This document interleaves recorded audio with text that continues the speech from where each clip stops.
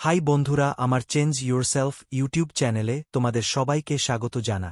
আমি আশা করি আপনারা ভালো আছেন এবং আপনি যদি আমার চ্যানেলে নতুন হয়ে থাকেন তাহলে অনুগ্রহ করে আমার চ্যানেলটি সাবস্ক্রাইব করে বেল আইকনে ক্লিক করুন, তাহলে আমি যখনই কোনো নতুন ভিডিও আপলোড করি তখনই আপনারা একটি নোটিফিকেশন পেয়ে যাবে। তাহলে আর বেশি দেরি না করে ভিডিওটা শুরু করি। মৃত্যুর পর প্রথম 1 ঘণ্টায় আত্মার সঙ্গে ঘটে এই 7 ঘটনা জানলে চমকে যাবেন। মৃত্যুর পর আমাদের সঙ্গে কি ঘটে তার বর্ণনা ও ব্যাখ্যা পাওয়া যায় গরুড পুরাণে। মৃত্যু হলে দেহ নষ্ট হয়ে গেলেও আত্মা অবিনশ্বর। জেনে নিন এই সময় কি অভিজ্ঞতার মধ্যে দিয়ে যায় আত্মা। হিন্দু ধর্ম জন্মান্তরে বিশ্বাসী। সনাতন ধর্ম অনুসারে মৃত্যুতে জীবদেহেই শুধু বিনষ্ট হয়ে যায়, আত্মা চিরকালীন ও অবিনশ্বর। মৃত্যু হল জীবনের চিরকালীন সত্য। যার জন্ম হয়েছে তার মৃত্যু হবে। মৃত্যুর করাল গ্রাস থেকে কেউ পালাতে পারবে না।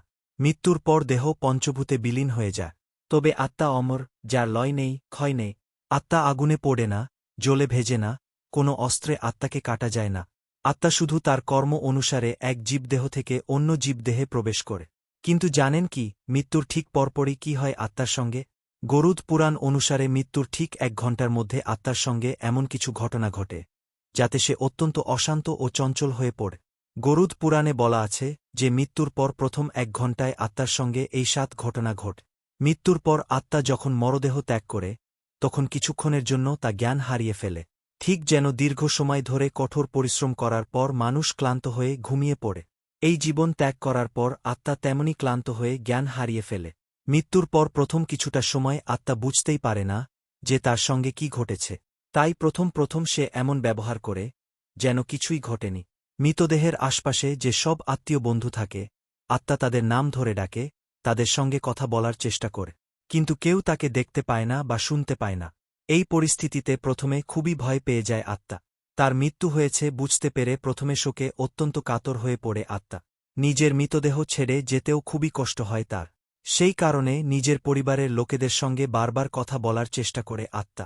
এই জগতের সুখ দুঃখের বাঁধন থেকে মুক্তি পেতে তার বেশ কিছুটা সময় লাগে।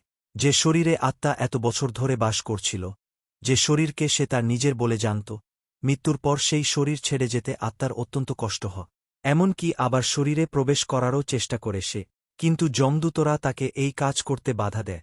প্রথমে কষ্ট হলেও ধীরে ধীরে আত্মা উপলব্ধি করে যে এই শরীর ছেড়ে যাওয়ার সময় তার এসে গিয়েছে। মৃত্যুর পর শরীর থেকে বিচ্ছিন্ন হওয়ার কিছু সময় পর আত্মা জীবদ্দশায় নিজের সব কর্ম মনে করে। কি ভালো কাজ ও খারাপ কাজ করেছে তা সব মনে পড়ে আত্মার। নিজের পরিবার ও আত্মীয় বন্ধুদের তার মৃতদেহ ঘিরে কান্নাকাটি করতে দেখে আত্মার মনে পড়ে তাদের সঙ্গে সে কেমন ব্যবহার করেছে। এরপর আত্মা যমলোকের উদ্দেশ্যে পাড়ি দেয়। যমমার্গে পৌঁছনোর পর তার কর্ম অনুসারে ফল পায় আত্মা। কারোর মৃত্যুর পর অল্প সময়ের মধ্যেই পুনর্জন্ম হয়ে যায়, আবার কাউকে বেশি দিন অপেক্ষা করতে হয়।